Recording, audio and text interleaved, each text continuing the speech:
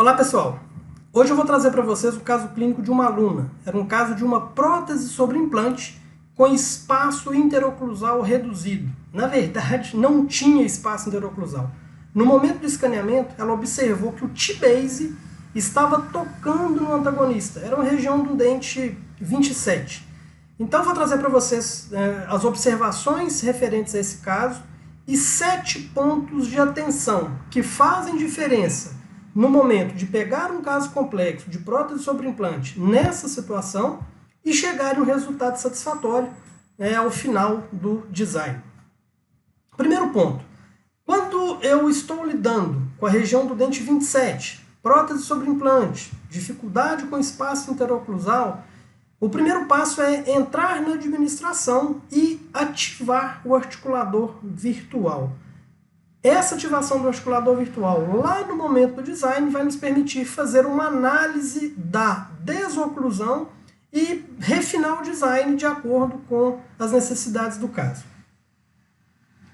O segundo ponto, como eu falei para vocês, o T-base estava tocando no antagonista.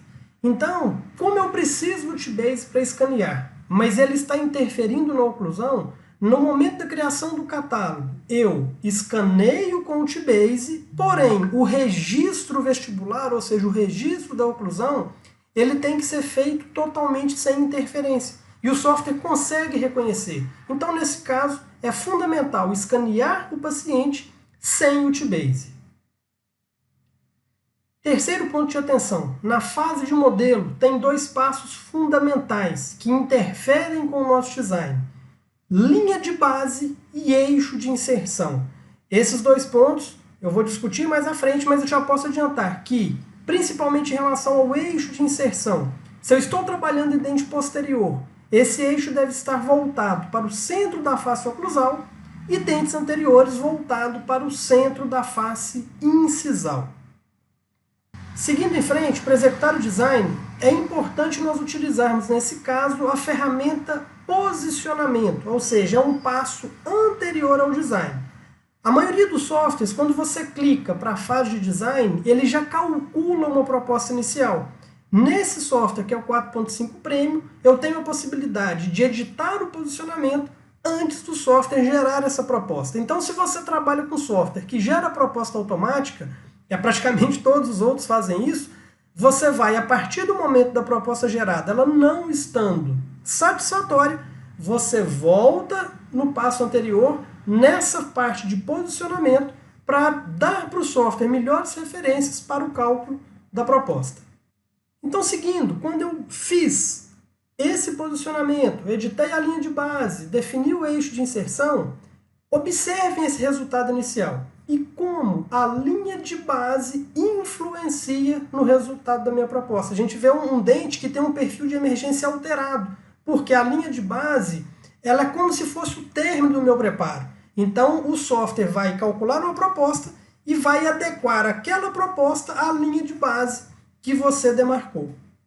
E aí vem outro ponto muito importante, que é definir entre a linha de base utilizando a máscara gengival ou a delimitação automática dada pelo software. Normalmente, o que eu gosto de fazer, se eu não tenho um perfil de emergência já criado, eu vou com a definição automática da linha de base. Se eu já tenho uma gengiva condicionada, eu utilizo a linha de base. E seguindo esse conceito, você vai perceber que as propostas são melhores de acordo com essa definição. E nesse caso, mesmo fazendo uma proposta no modo automático e fazendo outra na linha de base determinada usando a máscara gengival, eu observo que nenhum dos dois me deu uma proposta satisfatória. E por que não deu? Exatamente porque é um caso complexo, onde eu tenho espaço interoclusal reduzido, o implante não está centralizado com o centro da face oclusal do dente. Então, aí vem uma outra dica, que é trabalhar esse modelo lá na fase de edição do modelo para que eu tenha uma melhora da minha proposta. E essa edição do modelo ela é feita utilizando a ferramenta substituir, onde eu delimito uma área no meu modelo e o software vai, dentro daquela área delimitada, apagar as informações. Então ele vai planificar aquele modelo, o que vai facilitar em dois aspectos. Na nova definição da minha linha de base e também na proposta inicial gerada pelo software. Uma vez que eu editei o modelo, delimitei essa linha de base, eu novamente tenho que voltar para o posicionamento, né? Buscar a melhor posição para aquele dente para que o software gere a nova proposta. E aí tem outro detalhe importante. Como eu não tenho espaço interoclusal satisfatório, eu devo, na fase de posicionamento, desmarcar a adoção restrita. Porque se a adoção restrita está marcada, o software vai ter a tendência de ajustar a minha proposta aos parâmetros que eu defini, principalmente em relação aos aspectos proximais e oclusais do meu design. Então, quando eu desmarco a adoção restrita, o software vai calcular uma proposta mantendo ao máximo a fidelidade ao posicionamento que eu determinei na fase anterior. E aí vocês podem observar que essa mudança de editar o modelo e de determinar a nova linha de base com o posicionamento e adoção restrita desmarcado, eu já tenho uma proposta inicial melhorada. Porém, mesmo com a melhora da proposta, eu tenho o quinto ponto de atenção, que é fazer um ajuste do design. E esse ajuste ele começa pela forma básica do dente, pela forma da coroa, utilizando principalmente as ferramentas de ajuste de forma anatômico e circular. Uma vez que eu tenho ajustado a anatomia da coroa, agora sim eu vou ativar o articulador digital para que eu faça uma avaliação e ajustes em desoclusão.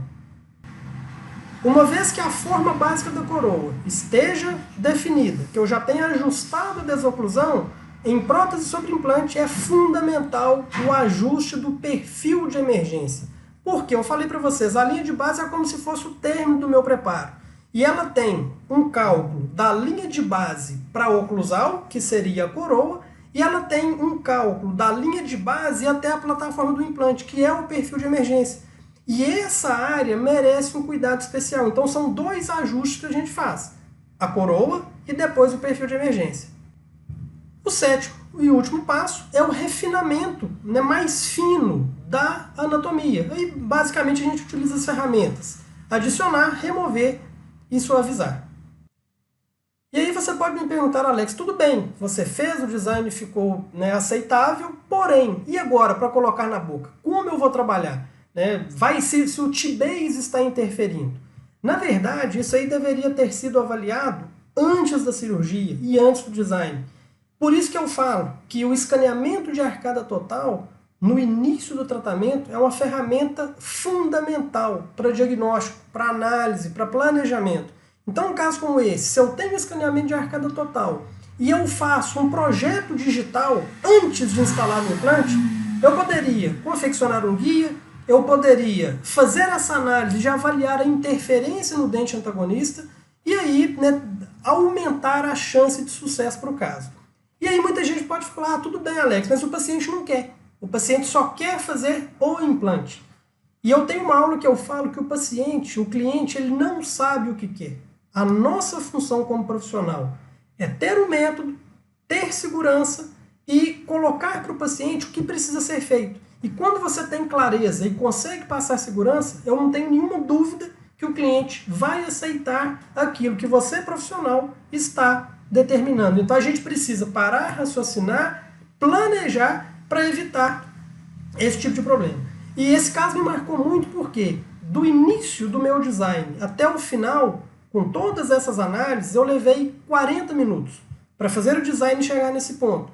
No momento da execução do trabalho em boca, o profissional ainda vai precisar avisar ao paciente antes a necessidade de um ajuste oclusal no dente 38, e aí como é feito? A gente vai parafusar essa coroa sobre o T-Base e todo o ajuste de oclusão vai ser feito no antagonista. E o paciente ele já deve estar ciente disso antes do atendimento. Preferencialmente, ele deveria saber disso antes mesmo do implante ser instalado.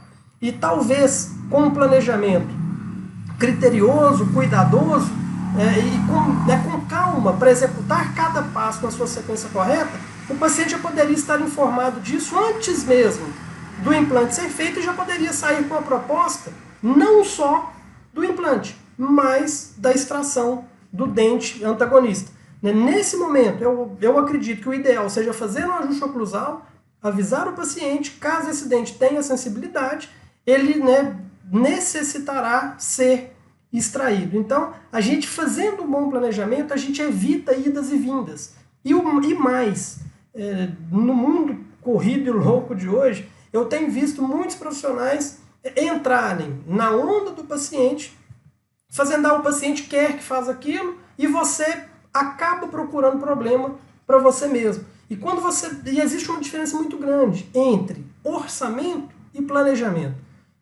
Orçamento é o quê? É o paciente chegar e olhar, precisa de um implante, vou lá e faço um implante. Planejamento é cuidado, é diagnóstico, é análise, é pensar em todos esses problemas antes que eles aconteçam. E aí vai ter uma grande diferença, porque fazendo dessa forma, você vai agir ao invés de reagir.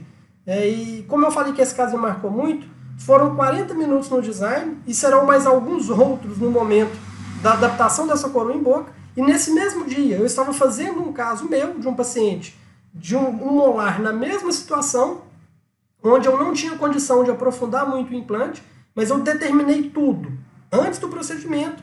E no momento da reabertura, que foi o dia que eu fiz esse design para essa aluna, o que acontece?